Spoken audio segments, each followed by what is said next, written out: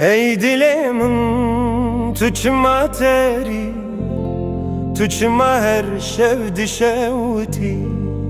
Evin çu, jin çu, den çu, li dura min tene birin mayi. Li ser çiyayê tarî baran te, ez dişevim bê nav û bê deng. Ji tere ax dikete min, li her avê, li her dengê şevê. Gula te di destê şîn bû kirî, te çû bûyî li berf û xewa. Ez dimînim di nav baranê, ji tere bêzarim bê awa.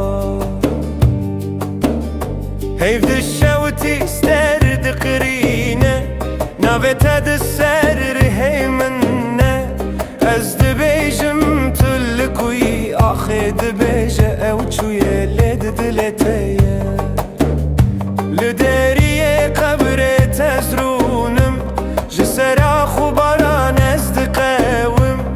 Ez dibêjim ez li virim hîn, berf tê lê navê te germe hîn. Şev diçe roştê heman hesir, dengê te te vegerî.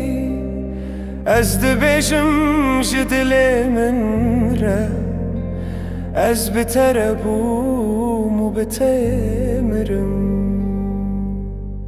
Em ê hev bibînil rojê, li cîhanek bêş û bêxewn.